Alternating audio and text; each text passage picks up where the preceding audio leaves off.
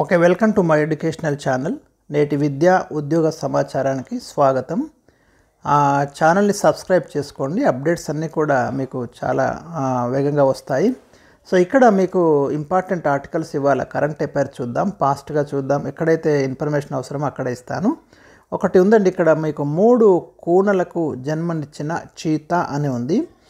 మనం ఏం చేసినామంటే 2022, 23 ఈ సంవత్సరాలకు సంబంధించి మన దేశంలో ఈ చీతాలు అంతరించిపోయాయి. వాటిని మళ్ళీ పెంచడం కోసము సౌత్ ఆఫ్రికా నుండి మరియు నమీబియా నుండి ఒక 20 చీతాలను తీసుకొచ్చినాం. వాటిని ఎక్కడ పెంచుతున్నాం మనము? మధ్యప్రదేశ్లోని కునో నేషనల్ పార్కులో వాటిని సంరక్షిస్తున్నాం. ఓకే, ఇప్పుడు జ్వాల అనే చీత అయితే ఒక 3 కూనలకు జన్మనిచ్చింది. ఇక్కడ కొన్ని అయితే చనిపోయాయి. సరే, మన టార్గెట్ ఏంటంటే చీతాల సంఖ్యను భారత్లో పెంచడం. సో మీకు క్వశ్చన్ అడుగుతాడు, ఏ దేశాలను తీసుకొచ్చారు?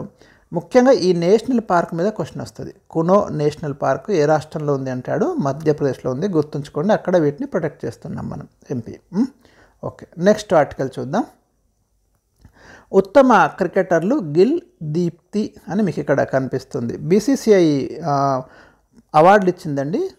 సో దాంట్లో ఎవరికి ఏ అవార్డు వచ్చిందో ఒక్కసారి మనం చూద్దాం. రవిశాస్త్రి పరూక్ ఇంజనీర్కి అయితే మీకు జీవన సాఫల్య పురస్కారం దక్కింది. ఇది గుర్తుంచుకోండి, వెరీ ఇంపార్టెంట్. తర్వాత 4 ఏళ్ల సుదీర్ఘ విరామం తర్వాత జాతీయ దేశవాళీ ఆటగాళ్లకు BCCI board of cricket control for India ఏదైతే ఉందో తమ అవార్డులు అయితే ప్రకటించింది.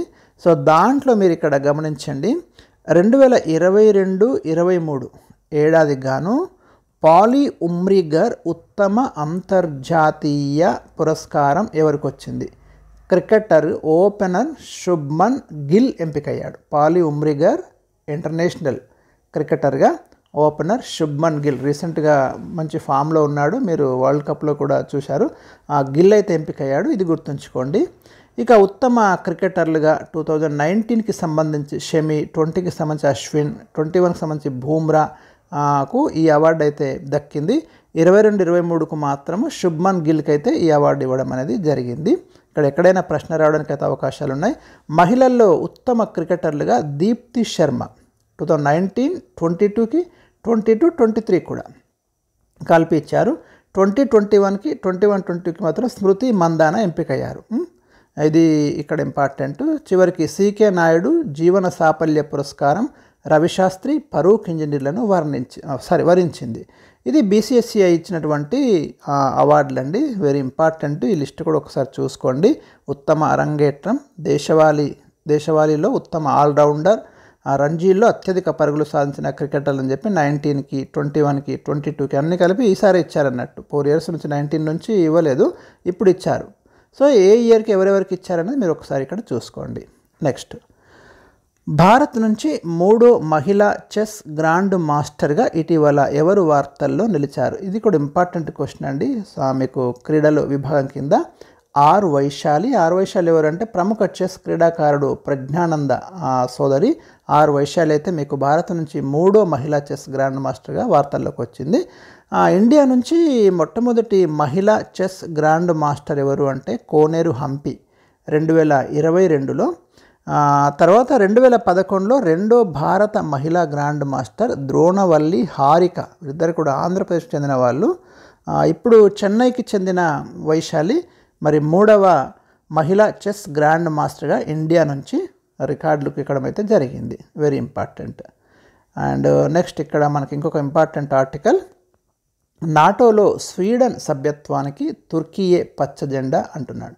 ఈ నాటో కూటమి ఏదైతే ఉందో మనం నార్త్ అట్లాంటిక్ ట్రీటీ ఆర్గనైజేషన్ అంటాము. 1949లో ఏర్పడింది. ఇది అమెరికా సారథ్యంలో. మెయిన్ ఏంటంటే ప్రధాన పాత్ర అమెరికానే పోషిస్తుంది ఈ నాటో కూటమిలో. రీసెంట్గా మీకు ఫిన్లాండ్ 31వ దేశంగా చేరింది. ఇప్పుడు స్వీడన్ కూడా దీంట్లో చేరడానికి దాదాపు ఏర్పాట్లు అయిపోయాయి. తుర్కీ అంటే టర్కీ అండి, కొత్తగా పేరు మార్చారు, తుర్కీ అని మార్చడం జరిగింది ఆ దేశం పేరును. వారు ఇప్పుడు గ్రీన్ సిగ్నల్ ఇచ్చారు నాటోలో చేరడానికి స్వీడన్కి. స్వీడన్ కూడా చేరబోతుంది అన్నట్టు నాటోలో. అది ఇక్కడ ఇంపార్టెంట్ క్వశ్చను. దీని నాటో యొక్క హెడ్ క్వార్టర్ మీకు బ్రస్సెల్స్లో ఉంది. బెల్జియం క్యాపిటల్ సిటీ బ్రస్సెల్స్ అక్కడ ఉంది మీకు, అది కూడా ఇంపార్టెంట్. Okay, right. ఇప్పుడు చూడండి, నాటోలో సభ్యత్వం కోసం ఏడాదిగా ఎదురు చూస్తున్న స్వీడన్కు అనుకూల పరిణామం అయితే చోటు చేసుకుంది. నాటో కూటమిలో స్వీడన్ చేరికకు తుర్కియే పార్లమెంటు మంగళవారం అంగీకారం తెలిపింది. నాటో సభ్య దేశమైన తుర్కియే చాలా కాలంగా స్వీడన్కు కూటమి సభ్యత్వంపై తన ఆమోదం తెలపకుండా నాంచివేత ధోరణిని అనుసరించింది.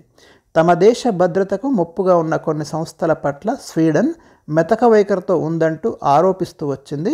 ఈ క్రమంలో కుర్దిష్ ఉగ్రవాదుల పట్ల కఠిన వైఖరి పాటించాలంటూ స్వీడన్కి సూచించింది. దీనికి స్వీడన్ అంగీకరించడంతో ఆ దేశానికి నాటోలో సభ్యత్వానికి తుర్కియే సమ్మతించింది. ఇక్కడ పాయింట్ ఏంటంటే, ఈ తుర్కియేకు చెందినటువంటి కొన్ని ఇష్యూస్ ఉన్నాయి. ముఖ్యంగా కుర్దిష్ ఉగ్రవాదుల మీద మీరు కఠినంగా ఉండండి, వాళ్ళతో మాకు ముప్పు ఉందని టర్కీ చెప్తుంది స్వీడన్కి. కానీ స్వీడన్ కొంత మెతక వైఖరితో ఉండడము అది తుర్కియేకి నచ్చలేదు. దాంతో నాటోలోకి రాకుండా వీళ్ళు పర్మిషన్ అయితే ఇవ్వలేదు. ఇప్పుడు కొంత అండర్స్టాండింగ్ అయిపోయారు, మీరు నాటోలోకి రావచ్చు అని అక్కడ పార్లమెంట్ అయితే గ్రీన్ సిగ్నల్ ఇచ్చింది. కాబట్టి దాదాపుగా ఇక ఈ స్వీడన్ నాటోలో చేరడం లాంఛనప్రాయమని మనం చెప్పుకోవచ్చు. నెక్స్ట్, మోదీ హయాంలో 6వ భారతరత్న. నిన్న భారతరత్న అవార్డు ప్రకటించారండి.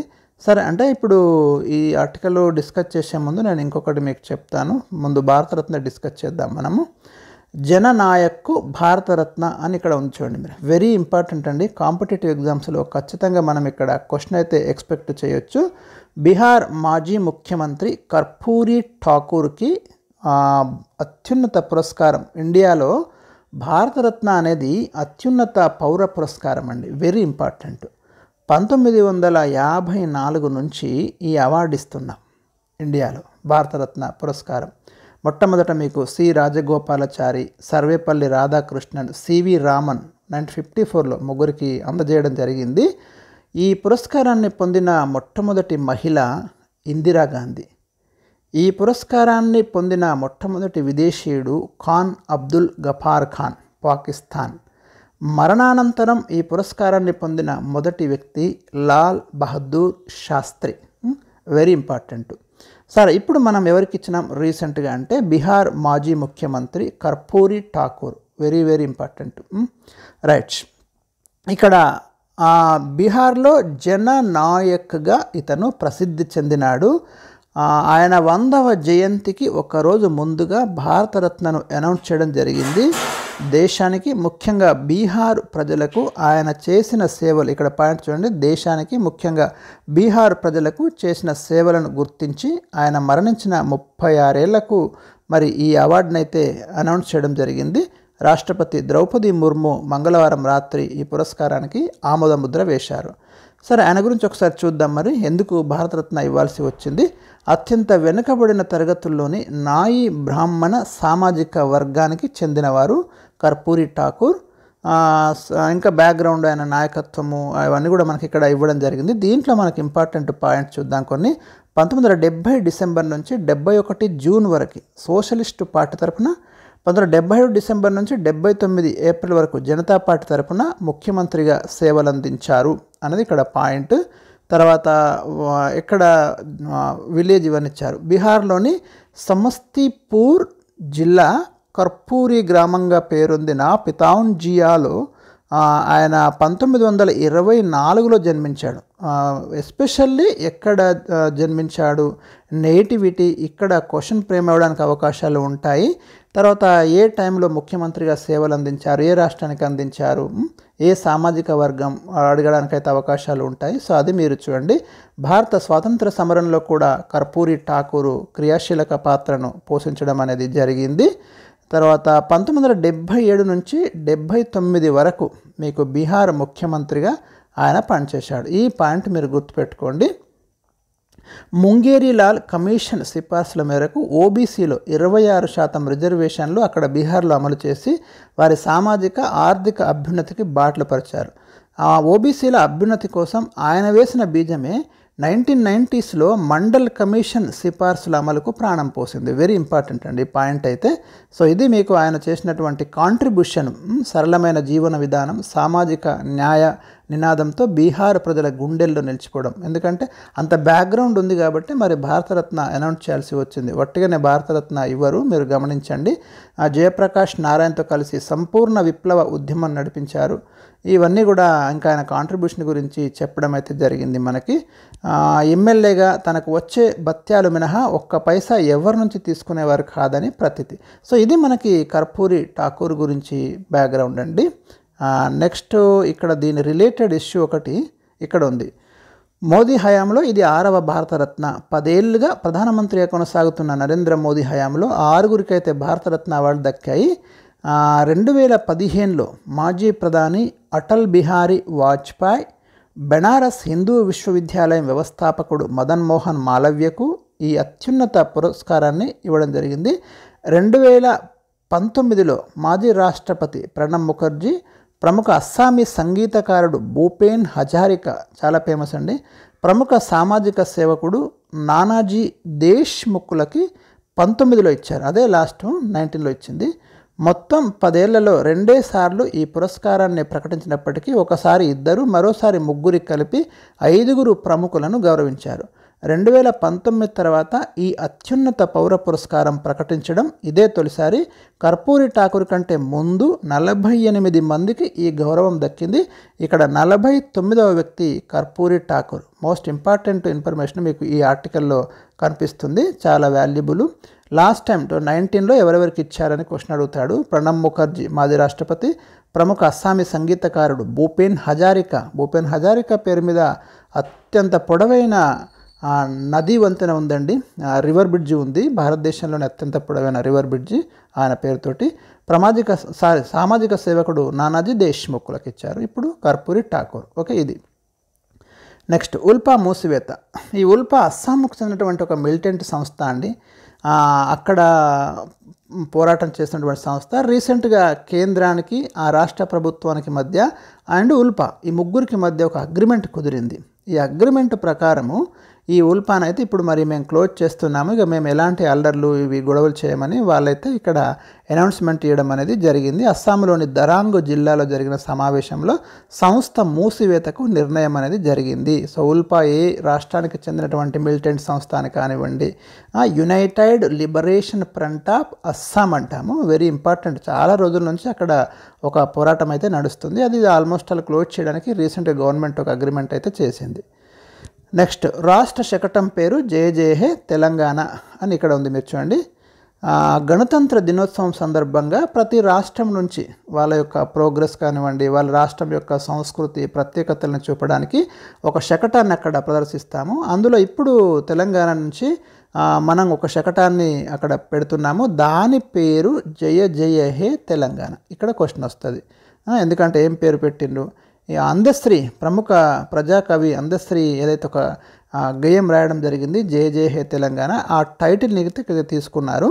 అది మీరు గమనించండి. శకటంలో కొమురం భీం, రామ్జీ గోండు, చాకలి ఐలమ్మ వంటి పోరాట యోధుల విగ్రహాలతో పాటు రాష్ట్ర కళాకారులు జానపదాలను ప్రదర్శించనున్నారు. Very important. నెక్స్ట్ ఇది అయిపోయింది మనకి, ఇది కూడా అయిపోయింది. ఆర్టికల్ డిస్కస్ చేసినాము. బ్రిటన్ వణికిస్తున్న ఇషా తుఫాన్ అని ఉందండి ఒకటి. ఈ రీసెంట్గా ఈ ఇషా తుఫాన్ ఎక్కడ ఏ దేశంలో సంభవించింది, ఇలాంటి ప్రశ్నలు వస్తాయి. బ్రిటన్, ఐర్లాండ్లో అయితే ఇక్కడ మరి చాలా అతలాకుతలం అవుతున్నాయి ఈ తుఫాన్ ఎఫెక్ట్ తోటి. సో అది ఇక్కడ మీరు గుర్తుంచుకోండి. దానికోసం ఈ ఆర్టికల్ని అయితే నేను ఇక్కడ తీసుకోవడం అనేది జరిగింది. నెక్స్ట్ చిరు ధాన్యాల వైపు 70% జనాభా అని ఒక ఇంపార్టెంట్ ఆర్టికల్ మీకు కనిపిస్తుంది. ఎవరి రీసెర్చ్లో తేలింది? ఎన్ఐఎన్ అంటే నేషనల్ ఇన్స్టిట్యూట్ ఆఫ్ న్యూట్రిషన్ అని మనకు హైదరాబాద్లో ఉంది.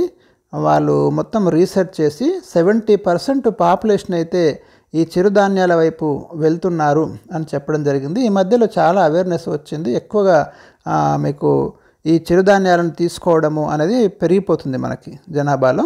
సో అదే ఇక్కడ పాయింట్ అయితే ఇవ్వడం జరిగింది. భారతీయ ఆహార మూలాల్లో మిల్లెట్లు, చిరుధాన్యాలకు అత్యంత ప్రాధాన్యం ఉంది. కర్బన ఉద్గారాలను తగ్గించడంతో పాటు మారుతున్న వాతావరణ పరిస్థితులు తట్టుకొని అధిక దిగుబడినిస్తున్నాయి. వీటి సాగుకు కృత్రిమ ఎరువులు వాడుతుండగా నిర్వహణ భారం లేకపోగా పుష్కలమైన పోషక విలువలు కలిగి ఉన్నాయి. దీంతో గడిచిన 3 ఏళ్లుగా వాటి వినియోగం క్రమంగా పెరుగుతుంది అనేది ఇక్కడ మనకు చెప్పడం జరిగింది. 80% ఇండియాలోని ఐక్యరాజ్య సమితి 2023ను అంతర్జాతీయ చిరుధాన్యాల సంవత్సరంగా ప్రకటించింది. మోస్ట్ ఇంపార్టెంట్ అండి ఇది. 2023 చిరుధాన్యాల సంవత్సరంగా యుఎన్ఓని, యునైటెడ్ నేషన్స్ ఆర్గనైజేషన్ అయితే మరి ప్రకటించడం అనేది జరిగింది. సో ఇది very important. Next article already discuss చేసినాము ఎస్టర్డే. ఇవి ఈరోజు ఉన్నటువంటి ముఖ్యమైన కరెంట్ అఫైర్స్. మరిన్ని కరెంట్ అఫైర్స్ మీకు రేపు అందిస్తాను.